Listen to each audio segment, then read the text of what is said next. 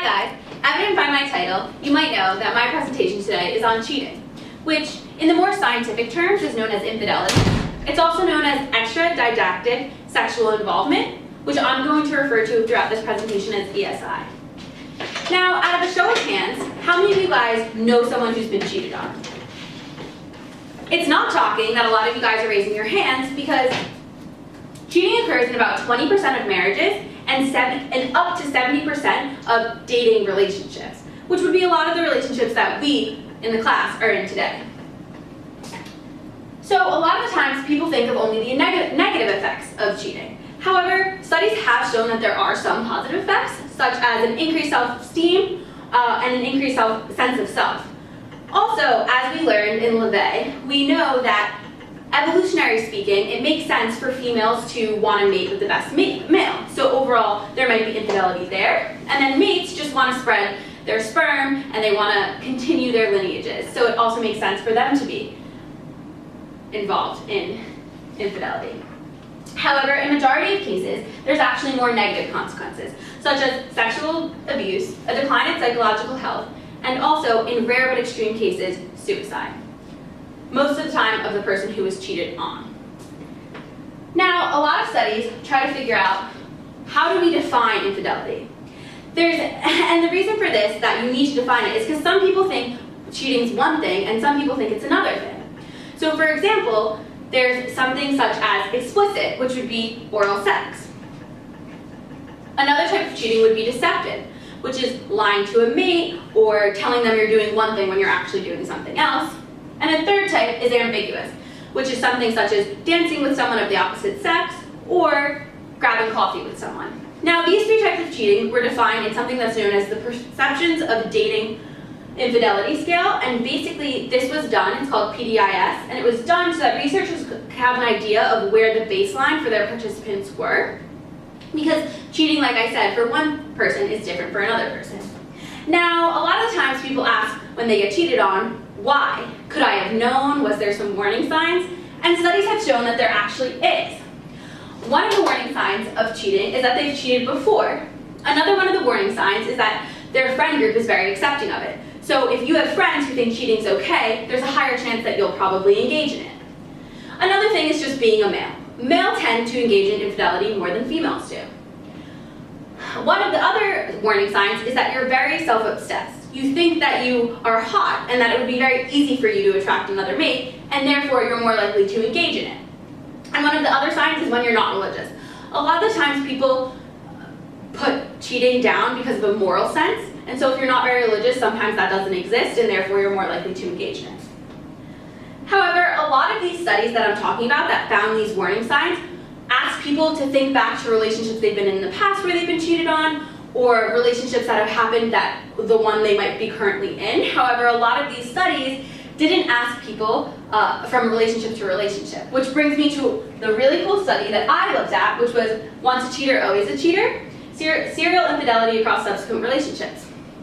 So, this study, the data was actually taken from a study that was done in 2010, and how the participants were contacted was a bunch of people throughout the US were contacted by phone, and they were asked if they were between the ages of 18 and 35. If they were, then they were asked if they were in a serious relationship and if they had been for at least 2 months. So this brought us to a population of 1,294 people. Those people who agreed to be in this study were then distributed a survey. This survey asked them questions about their own personal ESI, their partner's ESI, and suspected ESI of their partner. About 4 to 6 months later, they were mailed another survey. This happened multiple times over the course of 5 years, ultimately resulting in 11 surveys that were sent. Now, I talked about subsequent relationships, right? From relationship to relationship. So this study obviously couldn't use all 1,294 because you might be in a relationship for 5 years. However, we only used people who had been in a relationship for 2 or more relationships, and that ended up being 484 people. The demographics of these people were 68% female, 76% white. They were on average 24.8 years, which makes sense because again, they were between the ages of 18 and 35. And they had completed 10 of the 11 surveys, which is about a 91% completion rate. Now, the researchers had 3 questions they wanted to address. One is, does one's own personal prior engagement in ESI predict a higher risk of ESI again in the future? They hypothesized that if you cheated in the past, you're more likely to cheat in the future. Their second research question was, are people who have been cheated on more likely to be cheated on again? They surmised yes. As we noted before, there are warning signs, and therefore these people are attracted to a certain type of person, and therefore are more likely to be cheated on again. And their third question is, if you have cheated, are you more likely to think that your partner's cheated? They thought, yes, if you cheat and you know that you engage in it, you're more likely to think, wow, other people probably engage in it as well. Now, the results for the first research question noted that if you engage in ESI in your first relationship, there was a 45% chance that you cheated again in your second relationship. However, if you did not engage in ESI in your first relationship, there was only an 18% chance that you engaged in ESI in your second relationship. Overall, though, over the course of the 5 years, maybe not it be relationship 2, but relationship 3 or 4, you were 3.4 times more likely to engage in ESI. Now, in regards to the second question, there was, if you knew of ESI in your first relationship, you were 22% chance that there was ESI in your second relationship as well.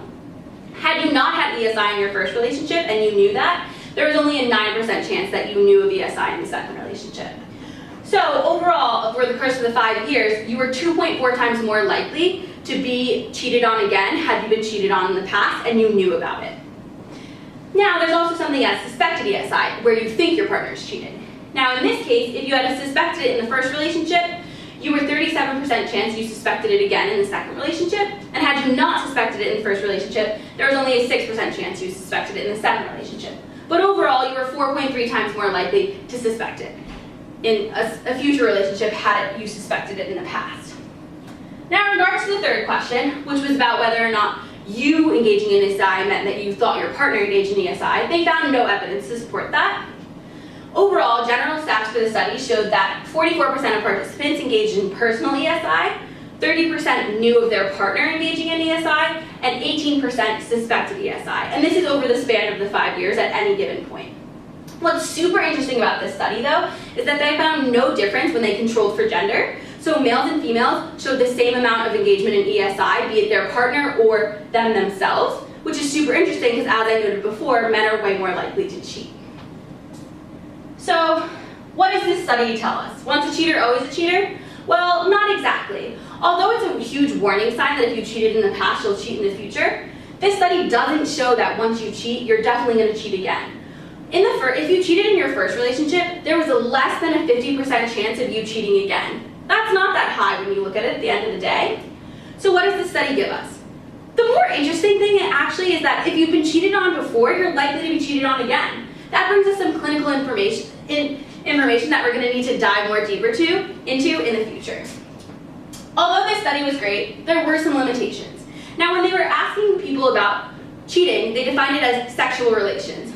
Kissing is sexual relations, so is sex. But some people don't consider kissing cheating, while other people consider sex cheating. So what is infidelity was still pretty unclear here. Some people also have these periods of openness where they call it an open relationship, where they're allowed to engage in the activities that we would define as cheating that other people might not. However, the study did ask in the last survey whether or not people were in open relationships and only found that 2% of participants were in open relationships, so that might not bias it that much. Another one of the drawbacks is that it was all self-reported. So, were people truly honest? Some people wouldn't want to actually write it down because they feel like that makes it more true, even though it's already happened. So some people might lie about whether or not they've cheated before. And the third drawback of this is that, is it really generalizable? They only looked at people between the ages of 18 and 35, and they also only looked at heterosexual relationships. Young couples and old couples and same-sex couples, does this apply to them? We don't know. So this is something that needs to be done further in the future. Now, next steps. That's what we need to do. We're trying to figure out love in this world, and basically what I would love to see is these results replicated, because this was just published in August of 2017, but I'd also love for them to figure out a treatment for cheating and kind of apply that treatment and see if that's successful. Because at the end of the day, we need to stop cheating. We don't need to just learn about it. Thank you.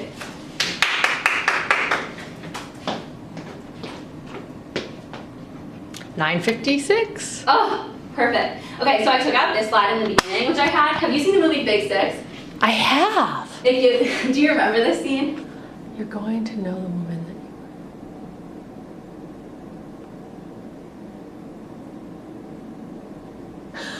I kind of remember that. But I figured would put me over the edge. It'll put you over the edge. Yeah, so I took it out. And not everyone's seen the movie. Right. Another thing you could do. And then you have to read the quote and it like. Another thing you can do is like you end, and then you pop that up, and people can like look at it and laugh or something. Afterwards. Okay.